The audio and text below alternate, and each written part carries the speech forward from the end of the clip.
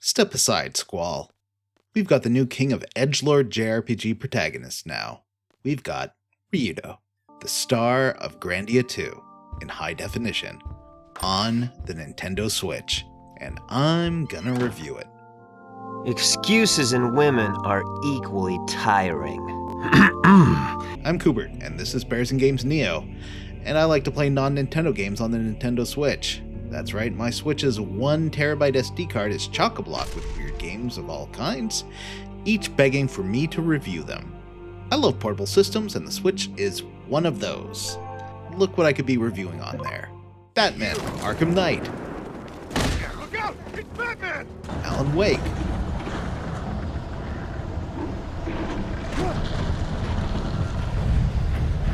Borderlands, the pre-sequel. We're out of the vault hunting game. Too many tentacles. Tentacles?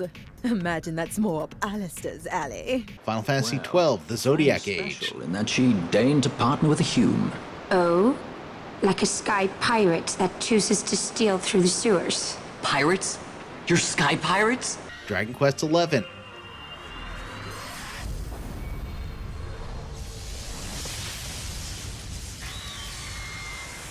Bayonetta.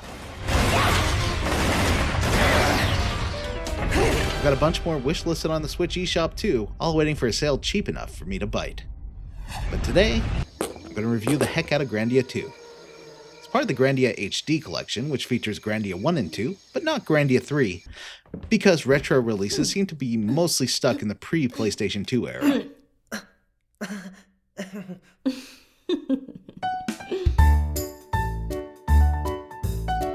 Now, let me see.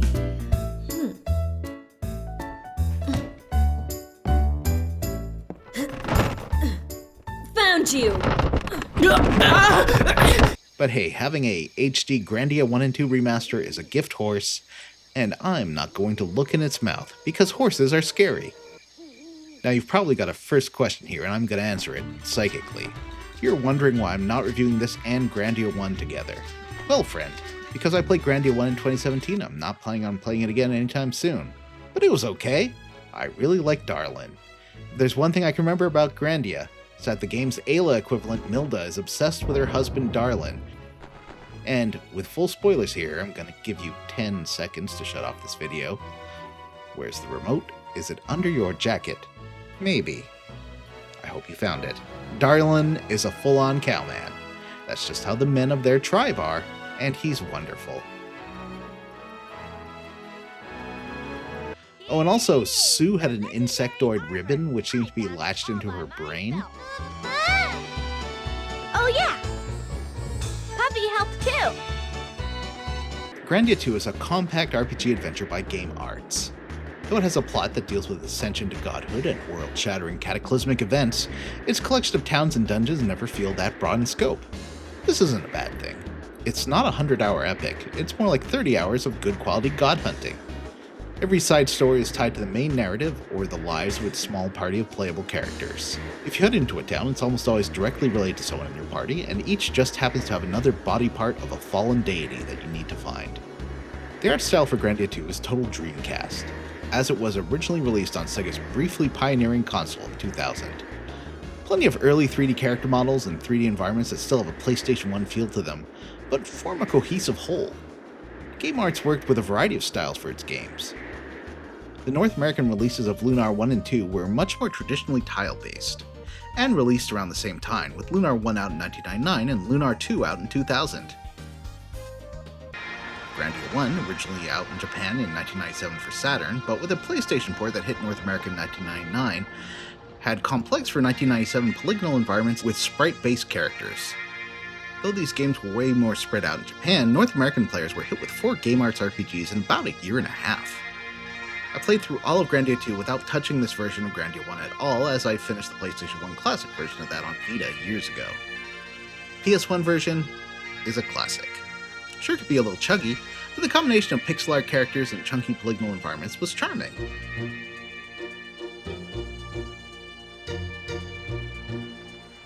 And looking at the Switch port now on Gung Ho's Grandia 1 and 2 HD Collection, ouch, that is one awful looking remaster. Particularly bad is the sort of pixel smear upscaling that is almost always an option you can turn off in retro releases, but in the Grandia 1 and 2 collection, this is hard-coded. Good lord. But Grandia 2's presentation doesn't suffer in the same way, with the environment still looking crisp and detailed in that charming Dreamcast style. And any texture upscaling used doesn't seem to have distorted the visual quality in any way I've noticed. However, one problem this release can't get away from is its frame rate instability on the Switch. The game definitely chugs in its pans over towns, but in dungeons and combat it's fine. Golden Hammer! Crash! Tensei can slash!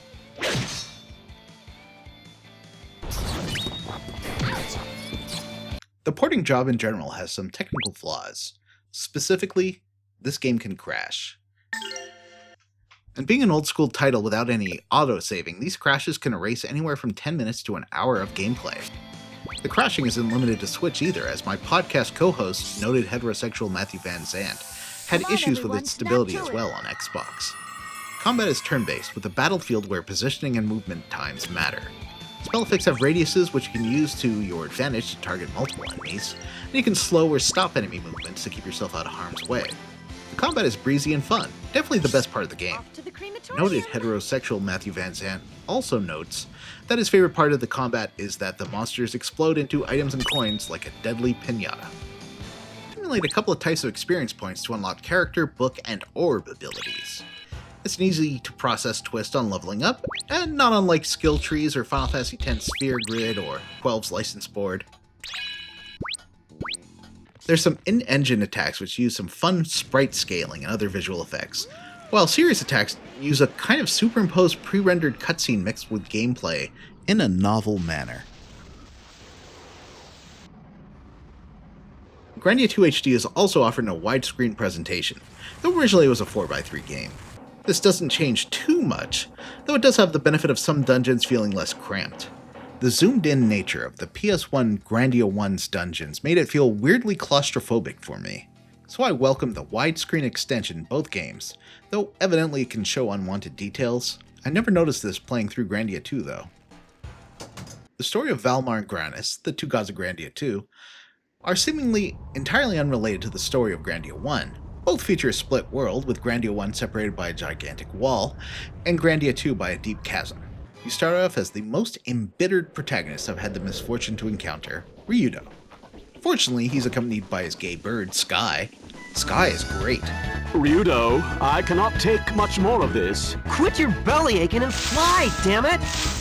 While he's not a party member per se, he's actively involved in many of Ryudo's screen-filling special moves, but more on that in a moment.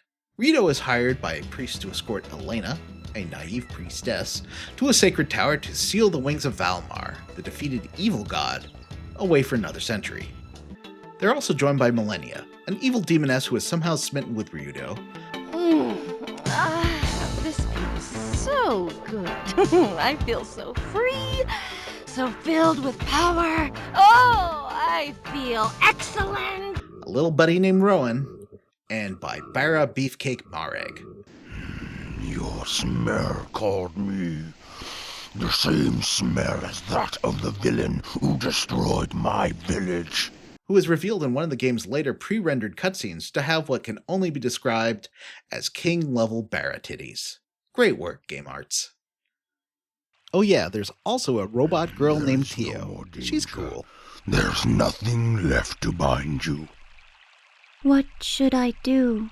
I no longer sense the will to fight. Don't worry, she is just a puppet. After Elena's sealing away the wings of Valmar goes awry, Millennia shows up and destroys the starting town. Or I guess just a church. You got off easy starting JRPG town. Careful, Ryudo. She's dangerous.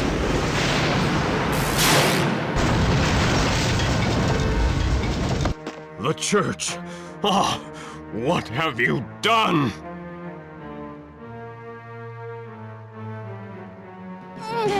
Now I feel better. What's the big deal? It's just a rickety old church. Good for her. After this, through much machinations of the plot, I guess, all is forgiven, which is both wild and great. So Millennia joins everyone on a quest to rid Elena of Valmar's curse, and to destroy the sealed body parts of Valmar, which are scattered across the 2 continents. It's a fun adventure which, if you're an easily fooled Canadian like me, has some neat narrative twists and surprises.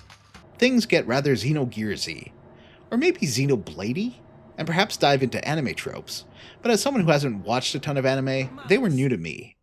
I'm just that one meme of a guy who has only played Xenoblade and Xenogears saying, getting a lot of Xenoblade vibes from this. The one element of the plot, as I alluded to before, that sticks into my craw is Ryudo's writing. Yeah, I understand that there's character development going on here, and he's on an arc from jerk to hero, but oof. That first 10 hours or so of him making snide, shitty Dennis Leary-style observations really rubbed me the wrong way. Here's a couple of Ryudo's weird statements, which I'll perform my best Ryudo voice. I'm sorry. Were you waiting for me to give a damn? Let me think about it. I can't stand God or women. Yeah, I think we have time to find his lost jewelry. Hell, we could find him some matching earrings. Look, if we stop for every weepy brat, no offense, we might as well set up shop with Vix here. Now eat these and relax. You know, I've gone on dates with men who say they hate women and God before, and frankly, it's always a red flag. You can compare it with Zidane's turn from playful womanizing goofball to thoughtful hero in 2000's Final Fantasy IX, sure. I found Zidane's journey much gentler and more lighthearted, but this is probably left up to your discretion. Grandia 2 continues a charming system from Grandia 1. When you rest at an inn, your party grabs food together and talks about recent events and what they're going to do next. This sort of works as a combination of the Tales series skits and the talk option from some Dragon Quest Phantasy Star games where you can ask your party what you should be doing next, and it really does help a lot in fleshing out each of the main characters and their relationships with each other, as well as providing guidance, especially if you're picking up the game after a break and can't remember what you should be doing next. Oh yeah, and special notice here goes to Game Arts' audio. Their soundtracks are generally fantastic, and Grandia's 2 might be among their best. The theme to the first tower excursion is a straight-up classic.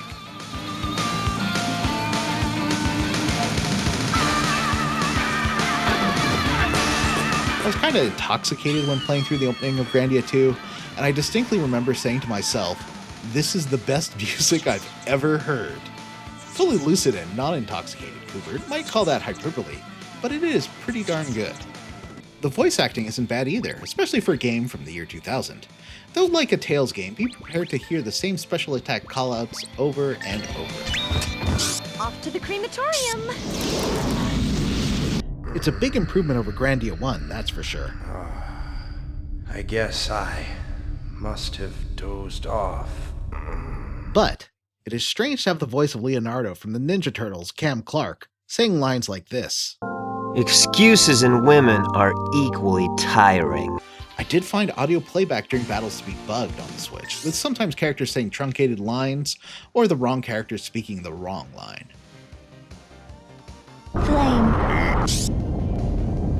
Overall, Game Arts did a great job creating a smaller scoped RPG that still has some big metaphysical scale. The visual changes Gung Ho did for this remaster didn't bug me, and I found the widescreen helpful for navigation, but this might be a your mileage may vary opinion fighter. Unfortunately, the physical edition has got way more expensive lately, so you may just want to go for the digital download. I'm probably not going to review Grandia 1. It's a big downgrade from the PS1 Classics version available if you still got a Vita, PSP, or PlayStation 3 kicking around, so you may not want to purchase this collection. Grandia 2 is also available as a standalone release on GOG, which is another release of this Gung Ho version. Do you want some numbers? Let me give you some numbers. Right now. In your face! As always for these reviews, we've got my trusty Garfield GamePro scale to help. Graphics 3.0. A nice port of the Dreamcast version, it generally runs at a nice and smooth 60 frames per second, but those panoramic flybys around the towns when you first arrive can hit the Switch performance hard. I find this 2000s era 3D RPG look charming and nostalgic, but it can be on the very sparse side, especially out in dungeons. Gameplay 4.0. Combat is great, snappy, and fun. The dungeons are stocked with monsters, but don't feature random encounters and will empty out as you clear the area. I always love games with that feature. The methods of leveling up are fun. and you can end up with some overpowered moves if you combine your boost with the right spells. Story 3.0. The story gets better as it goes on, though the opening dozen or so hours feature one of the most unpleasant protagonists in JRPG history. By the end, things get metaphysical and weird, something I just love with JRPGs. There's some good twists, at least if you're easily hoodwinked like I am. The scope of the world is pretty small, but on the plus side, this means that most of the town-specific storylines are well crafted and interesting, without filler. Audio 4.0. Fantastic music and good voice acting are marred only by the audio bugs encountered in combat, where voice lines can get clipped halfway through, don't play at all, or play the wrong character's call-out on occasion. Fun 4.0. Boy, I really didn't enjoy my first couple of sessions with this game, but it grew on me. Ryudo aside, this game has a good combat loop, some fun and challenging boss encounters, and a thoughtfully crafted level-up system. Since this review is over, I will grant myself one tangent. If you enjoy Game Arts games, and Lunar especially, check out the PSP version of Lunar, Silver Star Harmony. It eschews the tile-based designs of the original Lunar games for more sprite painting style backgrounds like Legend of Mana, and they're gorgeous. Sadly, it finally got removed from the PlayStation Store, but it's out there in the wild, used and such, so I'm sure you can find a way to play it. I think it's the best version of the game. And hey, if you like this review, please go ahead and give it a like. On this channel, I like to do retro tech rants, talk about the beefiest bears of gaming, rank every open-world drivey shooty crime game one by one, review racing games, look at queer characters and history in gaming, and try to find out what are the gayest games of all time. If any of these sound interesting to you, please go ahead and subscribe. And if you want to hear an extended conversation about Grandia 2 as I played through it one chunk at a time with my besties Jim, Matthew, and Vanessa, I'll link to a playlist of our podcast episodes on it here. That's the Square Roots Podcast. Maybe you'll like it. At any rate, thank you for watching. I love you. Platonically. I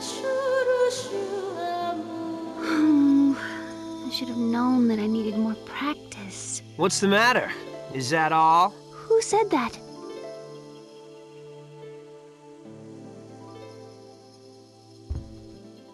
Don't mind me. Continue. Were you listening to my singing?